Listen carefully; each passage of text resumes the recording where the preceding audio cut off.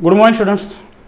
आज या लेक्चरमध्ये आपण केमिकल थर्मोडायनॅमिक या चॅप्टरच्या अंतर्गत गिब्स एनर्जी या फॉर्म्युल्यावर आपण प्रॉब्लेम पाहणार आहोत. तर गिब्स एनर्जी जी आहे त्याचा फॉर्म्युला आहे delta G equal to delta H minus T delta S.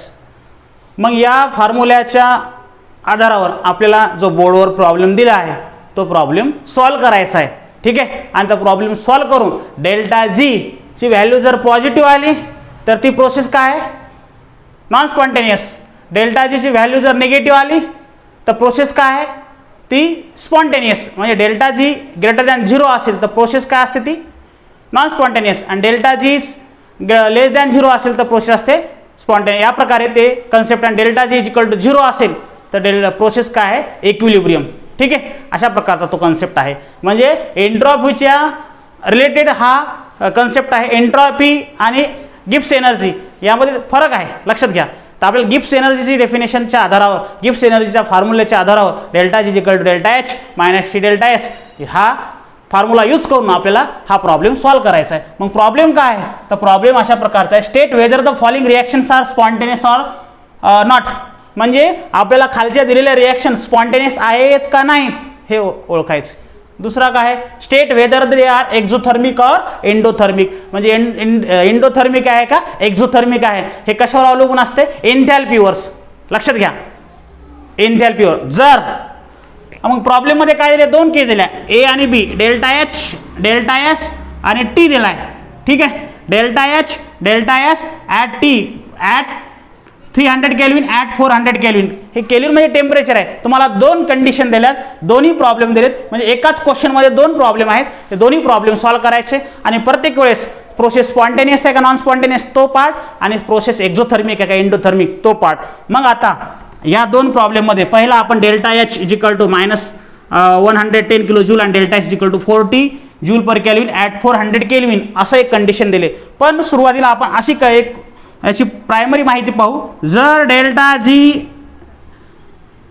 आपल्याला आता आपण डेल्टा एस आणि डेल्टा एस याच्यावरून डायरेक्ट सांगू शकतो प्रोसेस स्पॉन्टेनियस का नॉन स्पॉन्टेनियस. परंतु आपल्याला डेल्टा एसच्या आधारावर विचारलं नाही. आपल्याला काय विचारले, गिब्स एनर्जी म्हणजे डेल्टा जीच्या आधारावर विचारले. गिब्स एनर्जीच्या माध्यमातून अगोदर गिब्स एनर्जी काढायची आणि त्याच्या माध्यमातून आपल्याला प्रोसेस स्पॉन्टेनियस आहे का नॉन स्पॉन्टेनियस सांगायचे. आणि डेल्टा एचच्या माध्यमातून आपण डायरेक्ट यामध्ये एक्झोथर्मिक आहे एंडोथर्मिक आपण सांगू शकतो. म्हणजे थोडक्यात काय, थोडक्यात असं आहे की आपण डेल्टा एच इथं दिला मायनस आहे, मायनस 110 किलो जूल. तर डेल्टा एस मायनस आहे म्हणजे जी प्रोसेस जी आहे ती मायनस असल्यामुळं ही एक्झोथर्मिक प्रोसेस आहे हे आपण डायरेक्ट सांगू शकतो. प्रोसेस कोणती, एक्झोथर्मिक. दुसरी बी प्रोसेस आहे, डेल्टा एस प्लस आहे तर प्रोसेस आहे एंडोथर्मिक. म्हणजे हीट ऑब्झर्व होत आहे, एंडोथर्मिक. हीट रिलीज होत आहे म्हणून मायनस चिन्ह आलं. हे पहिल्या याच्यामध्ये काय, डेल्टा एस काय मायनस म्हणजे एक्झोथर्मिक आहे. ठीक आहे. म्हणजे हीट घेत आहे सिस्टम. आणि डेल्टा एस प्लस आहे तर इथं एंडोथर्मिक आहे. म्हणजे पहिली प्रोसेस एक्झोथर्मिक, दुसरी प्रोसेस एंडोथर्मिक. ठीक आहे. म्हणजे पहिली रिॲक्शन ए आहे ते एक्झोथर्मिक आहे आणि बी आहे तो एंडोथर्मिक आहे. याच्यावरून कन्सेप्ट क्लिअर झाला. म्हणजे इथं मायनस आहे म्हणून एक्झोथर्मिक, इथं प्लस आहे हीट ऑब्झर्व करत आहे म्हणजेच काय, हा एंडोथर्मिक. पण आपल्याला एक्झोथर्मिक एंडोथर्मिक हे तर आपण कन्सेप्ट होता तो क्लिअर झाला. पण आपल्याला स्पॉन्टेनियस नॉन स्पॉन्टेनियस विचारलं. Spontaneous or not. Spontaneous or not म्हणजेच काय, स्पॉन्टेनियस ऑर नॉन स्पॉन्टेनियस. ठीक आहे. मग याच्या आधारावर सांगायचं आपल्याला. पण डायरेक्ट सांगायचं ना, डेल्टाची व्हॅल्यू काढून ती सांगायची. ठीक आहे. बोर्डला, स्टेट बोर्डला अशा प्रकारचे बरेचसे क्वेश्चन यावर विचारलेले आहेत. ठीक आहे. मग आता आपल्याला सोल्युशनमध्ये आपला पहिला सॉल्व करायचा म्हणजे ए सॉल्व करायचं. ए सॉल्व करायचा. ए सॉल्व करताना जर डेल्टा जी जर निगेटिव्ह आला, डेल्टा जी जर निगेटिव्ह आला तर प्रोसेस काय राहील, स्पॉन्टेनियस.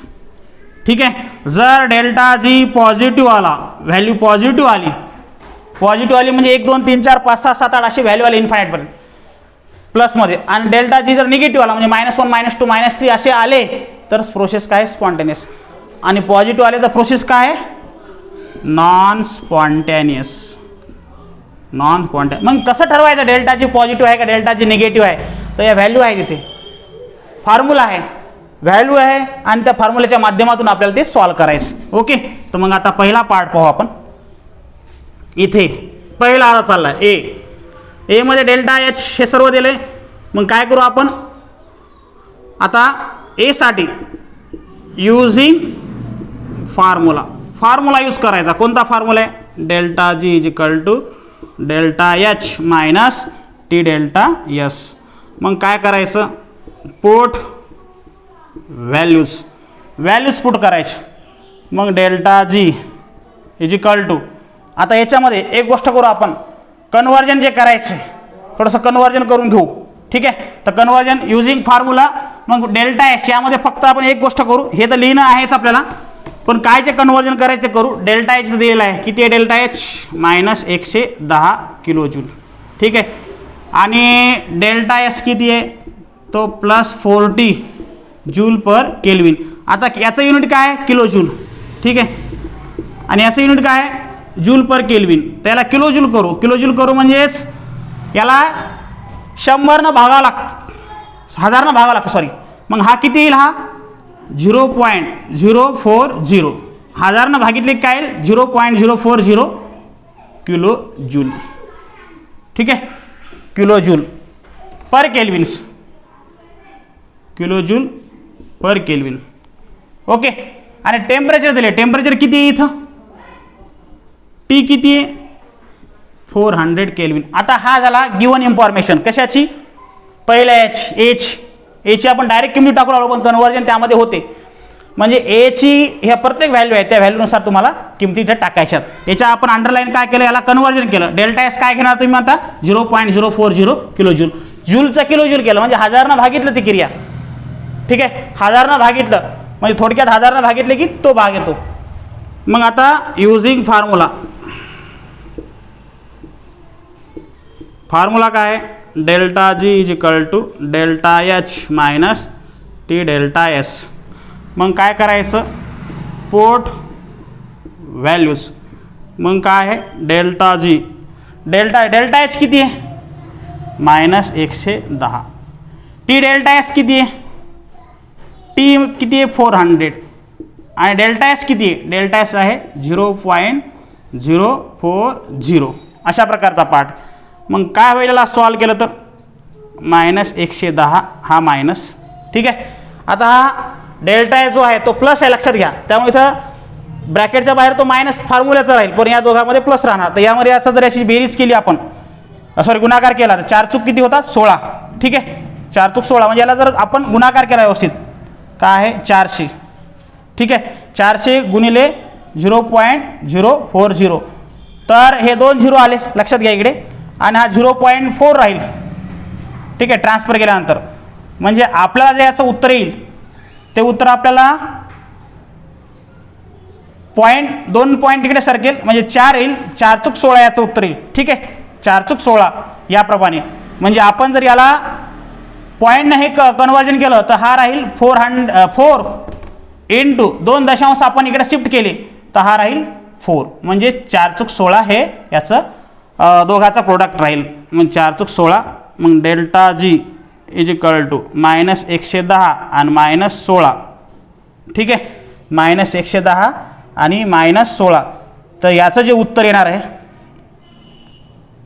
याचं उत्तर जे आहे तर minus 126 kilo joule. Minus 126 kilo joule. तर हे राहील डेल्टा जी. तर ही किंमत कशाची आहे? डेल्टा जीची आहे. ओके, ही किंमत कशाची आहे? डेल्टा जीची आहे. तर डेल्टा जी आपण काढला. डेल्टा जी प्लस आहे का मायनस आहे? किती काढला? Minus 126 kilo joule. प्लस आहे का मायनस आहे डेल्टा जी? डेल्टा जी आहे हा मायनस. मग डेल्टा जी मायनस आहे. ठीक आहे, डेल्टा जी जर मायनस आहे तर प्रोसेस काय राहील? आपण सांगितलं अगोदरच की डेल्टा जी जर मायनस असेल तर प्रोसेस कशा प्रकारची घ्यायची. ठीक आहे, तर मायनस असल्यामुळे ती प्रोसेस काय? Spontaneous. Hence delta G is negative, process is spontaneous. Process is spontaneous. मग आता हा एक झाला. दुसरा काय आहे, एक्झोथर्मिक आहे का एंडोथर्मिक. तर डेल्टा एच काय आहे पहिल्या याच्यामध्ये मायनस आहे. मायनस आहे म्हणजे एक्झोथर्मिक आहे. ठीक आहे. Hence delta H is negative. ठीक आहे, नेगेटिव्ह.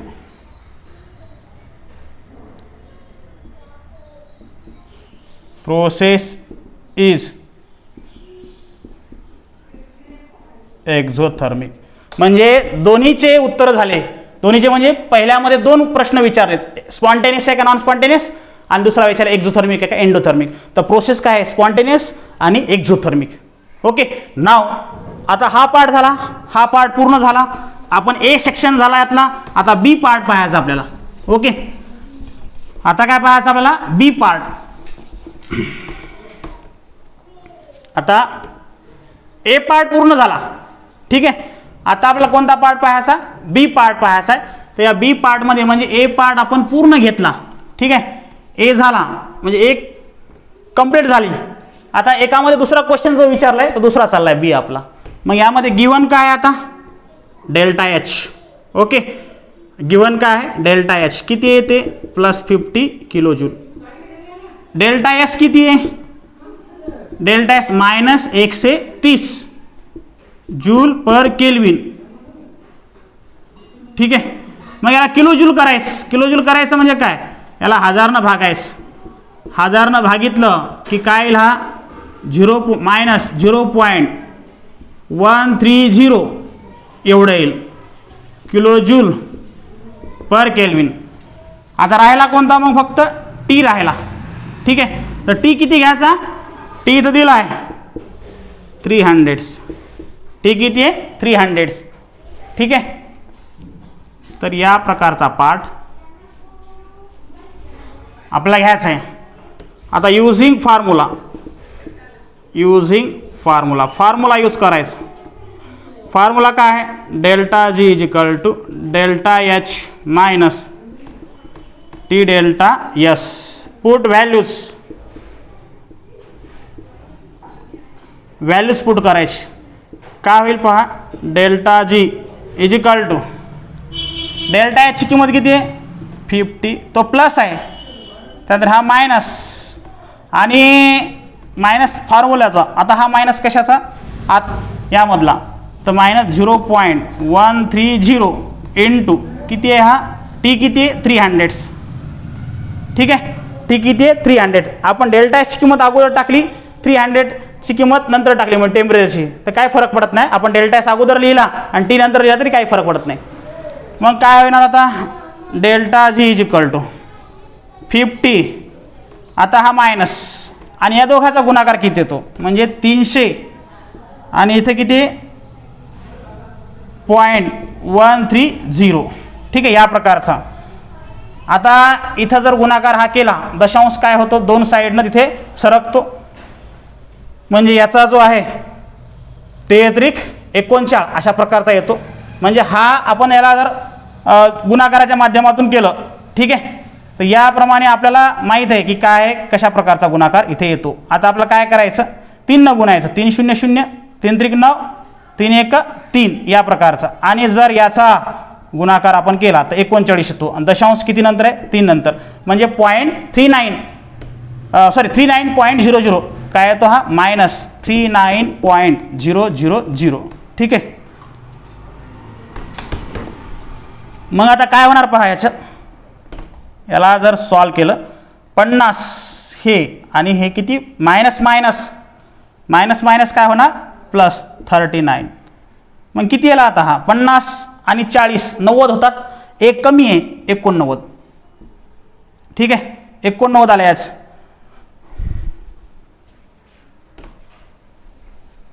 याला आपण इथे लिहू म्हणजे आपण प्रोसेस स्पॉन्टेनियस नॉन स्पॉन्टेनियस लिहू शकतो. हे काय आहे 50 अधिक 39 म्हणजे किती आहे 89 किलो जूल. ठीक आहे. हे काय आलं डेल्टा जी 89 किलो जूल्स 89. मग आता आपल्याला हे प्लस आला का मायनस आलं, पहा इकडे, हा प्लस आला का मायनस, तर हा आला प्लस. ओके, इथं साईन आहे plus,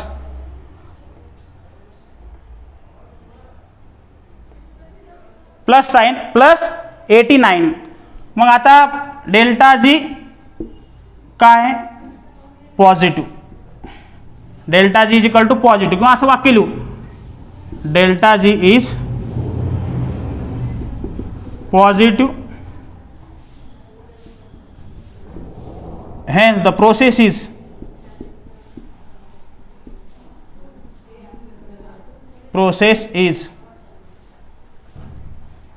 non spontaneous. Process is non spontaneous. Okay, delta G is positive, hence the process is non spontaneous. पहिला झाला. डेल्टा एच काय आहे, प्लस, तर प्लस आहे म्हणजे प्रोसेस एंडोथर्मिक आहे. ठीक आहे, delta H is positive, delta H is positive, so it is endothermic reactions. Endothermic reactions. अशा प्रकारे आपण हा problem delta G equal delta H minus T delta H या आधारावर पूर्ण केला आहे. ठीक आहे, यामध्ये डेल्टा एच पॉझिटिव्ह आहे म्हणून एंडोथर्मिक रिॲक्शन आहे, आणि जी प्रोसेस आहे ती delta G equal to positive असल्यामुळं ती प्रोसेस नॉन स्पॉन्टेनियस आहे. Okay, thank you.